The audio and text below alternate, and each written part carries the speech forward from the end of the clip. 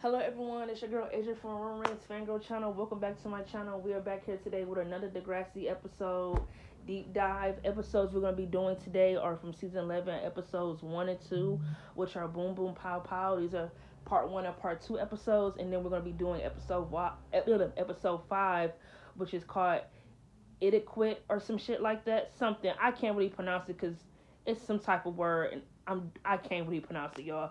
So I'm sorry. So we're gonna go ahead and get into these 3 episodes. I figure I might as well just watch.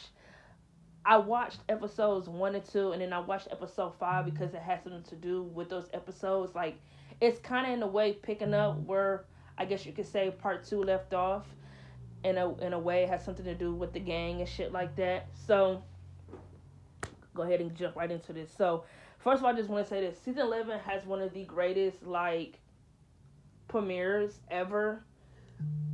It's like so much chaos, and I really feel like it's an underrated premiere. It was ranked somewhere because I ranked all the Degrassi premieres on my channel. It was ranked something. I think it was like in my top 5 or top 6 because it was crazy. It was very fucking chaotic. Um, so it's spring break, and I feel like if you're gonna do a break when it comes to Degrassi students, this is exactly what the fuck it should look like. Granted, I wish sometimes before they reach season 13, because season 13, they summer break, that's probably like the longest summer they ever had, like before they went back to school, and it was, that's, them kids didn't do shit in the summer. I think it's mainly because they put them in Paris when they should have just left them in Toronto. I feel like had they left them in Toronto, they would have had a way better summer. They should not have let the kids go to Paris for a fucking field trip in season 13. That was a really bad decision. But in season 11, I really like the idea that it's spring break. They finna kick it. They finna just, do what they need to do before school start and shit. You know, Drew, Dave, and Casey, they're getting like paid $10 an hour to teach kids how to play basketball. So that's like fast money in spring break. So not Fiona, why the fuck I say? Bianca wins all of them Kiki Palmer concert tickets, and the guy that she used to date in the gang, just creepily talking about don't be a stranger. Looked like he basically stalking her and shit like that. Drew asked his mom if he could go to the concert. She all like, no. Talk about you're grinded. You came in past your curfew. Blah, blah, blah. He still snuck out and went to the concert. He saw Bianca talking to the guy that she used to date. Try to, he just assumed that he felt like she was cheating on him with him, cheating on, he assumed Bianca was cheating on him with her ex-boyfriend. I forgot what that nigga name was.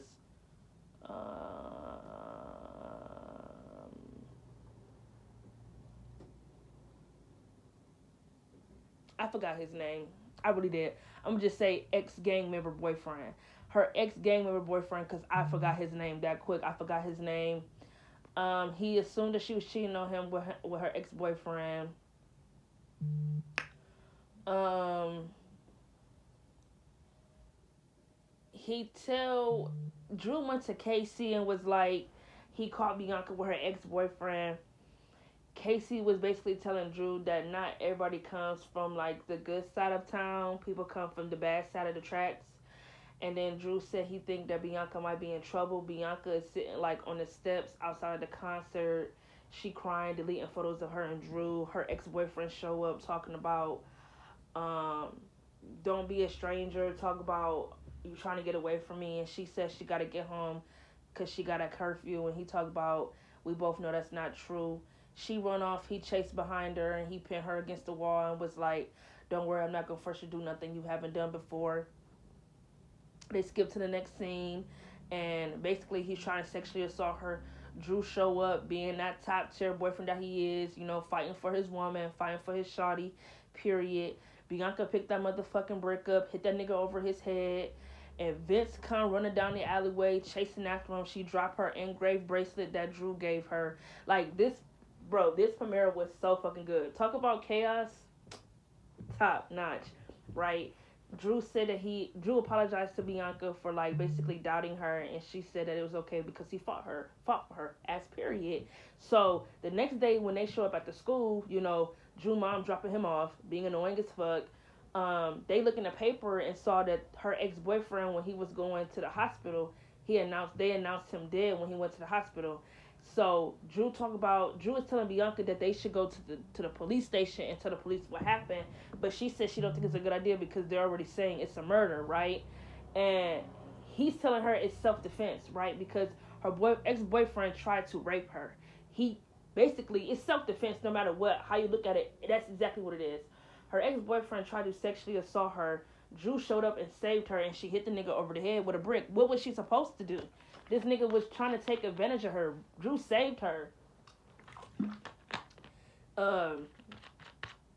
They see that Dave's dad pull up to the school. Dave tell Drew and Bianca walk over there. Dave asked Drew and Bianca, did they hear what happened outside of the concert? They was like, no, what happened? They said a dude like 5 blocks from the concert got killed, aka her ex-boyfriend.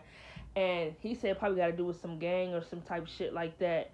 And then Drew was like, everything's going to be okay. And then he realized she didn't have her bracelet around her wrist. He asked her what happened to it. She said she wore it to the concert. And then he said what then? And she said she might have dropped it in the alleyway. So when they pull up to the alleyway where they was at, they see Vince talking to the police. Drew said he think they should just turn themselves in and just tell them what happened. Bianca said she can't do that, and he said, why not? She said because she's already on probation, she's on parole. And he said, for what? She said she fought a girl inside of a club, and she's still on parole, so she can't really be, involved in no, like, gang activities or type shit like that. And Drew is basically telling her, like, it's self-defense. The guy tried to fucking rape you, had no fucking choice, and everything like that. And she told him, you know that, I know that, but the police might not see it that way. So they in the alleyway try to look for her bracelet. Vince show up, talk about, oh, your name is Bianca. She said, that's not my name. And he said, you shouldn't really put your information all out there. He gave her bracelet and told Drew, like, you go to Degrassi. And Drew told him that he's sorry about his friend, but it was like a rock and a hard place type situation. Vince said he wasn't his friend, that dude made him a lot of money, because he sell drugs and shit. And he told Drew next time he see him, it's on sight, pretty much, pulling his jacket up, showing him that Glock. So at the end of the episode,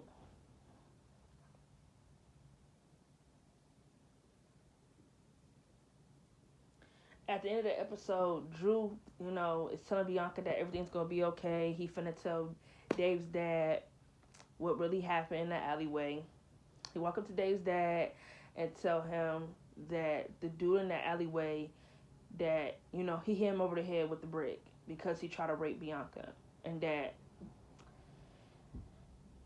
Vince gave him a gun, told him he had to shoot someone. I totally forgot to mention that, but it's not as important because they showed up at the school. Vince had a conversation with Drew. Drew said he wouldn't do anything to make sure he leave them alone, and he gave Drew a gun and told him, like, basically, you gotta kill someone or some shit like that, and he'll leave him alone. And then that's when, like, the next scene at school, Drew tell Dave's dad that he gave him a gun and everything like that, and he said that, that they basically told him he had to kill someone. Dave's dad said that he's doing the right thing, and Drew keeps saying he killed this nigga, and it's just like, at the day, it's self-defense. And then he asked Dave's dad what's gonna happen. Dave's dad said it's gonna be like a lot of questions, but he said he's doing the right thing. He put him in a police car. Bianca whispered that she loved him, and they end the episode, she crying. So not bad for part 1 and part 2 premiere. Honestly, these episodes are really fucking good. I only care about the A plot. B plot, I don't care about Fiona and that girl. I don't care about Sav and Kiki Palmer's one lived whatever. I don't really care about none of the B plots. I feel like this episode would have just been okay had it just been about Bianca and Drew. Nothing else. For real. But then it's like, oh, can you call it spring break if you're not going to show any of the other kids? It's like, who gives a fuck about the other kids? What's the point of showing anyone else if only one plot is going to carry the entire episode? That's how I feel. And then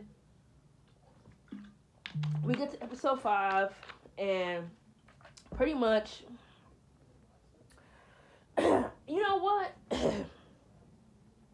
as many times I have rewatched the season, I used to say this is one of my favorite episodes, but now that I look back on it, I don't think so. And the only reason why I'm saying that is because I don't like how, like, I feel like Drew was really being a jerk in this episode, and it's so crazy to me because a lot of people. I was looking at one of the reasons why fans say they hate him, and one fan mentioned that they hate Drew because they don't necessarily like how he's dating the girl who outed Adam. First of all, they said that Bianca apologized to Adam in private. We never saw that. Had it been great to actually see a scene of that? Yes, it would have. But I feel like if she said sorry, then what's the point of holding on to something if she said sorry for it? You feel me? And I feel like at the end of the day, you can't help who you fall for. But I feel like in this episode, episode 5 of season 11, I feel like Drew was really being a jerk with the whole victim blaming. I feel like, how is it? First of all, you took the blame for Bianca. And the entire time in the part 2 episode, he kept telling her that it was self-defense. But then in this episode, he keeps saying that he can't help but blame her for why the gang is after him or why they might want revenge. And I just feel like it's victim blaming because at the end of the day, her ex-boyfriend tried to rape her. He tried to take advantage of her. And at the end of the day, you shut up and saved her life. How can you even sit there and try to say it's her fault while both of y'all lives are living hell right now? It don't even make sense. It just felt jerky to say. I understand that she brought a lot of history with her with cops and ex-gang boyfriends and shit like that. But maybe it's like, maybe you and her should have sat down and talked about a little bit of y'all past before y'all kind of made it official. Because he didn't really know too much about her past, it kind of blew up in his face once they really got together.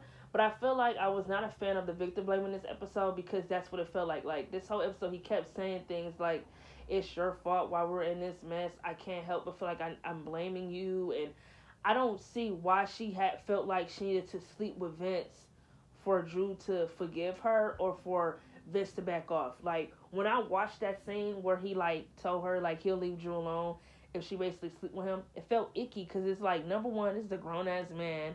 She is in high school, and it just felt ill that she had to even sleep or pretend to be this nigga boyfriend just for him to back off of Drew. It's just disgusting. Like, to even think she had to sleep with this nigga, date him for whatever pleasure just so he could leave Drew alone. It's disgusting. And then it's just like, Drew, she did all of that for you to break up with her in the end. That shit blew me. Like, Drew was really a jerk in this episode. I did not like the way he was treating Bianca at all. I did not fuck with it. Like, the way he broke up with her after she basically did what she did, that shit was disgusting. I could not believe it. And then the gang beat him up at the end of the episode. He was bleeding, all types of shit. The shit was crazy. I definitely enjoy these 3 episodes. I feel like the gang storyline is really good. I just do not like the way Drew was treating Bianca in this episode. I really fucking don't. I didn't like the whole victim blaming because it's like at the end of the day, her ex-boyfriend tried to sexually assault her. Had he fucking succeeded, it's like, would he still have victim blame her? I ain't cool with none of that. But that's all we gotta say for this review. The next episodes I'm going to be reviewing are gonna why the fuck can I not talk? What the hell is going on with me? The next episodes I am going to be reviewing are going to be from season 12. And episodes I'm going to be reviewing from season 12 are going to be the premiere of season 12, which are Come As You Are Part 1 and Part 2. This is actually a good ass premiere. Filled with so much drama, it's a lot of chaos, so I hope y'all motherfucking ready. It seems like it's gonna be like a lot of episodes from this season I might have to do a deep dive on.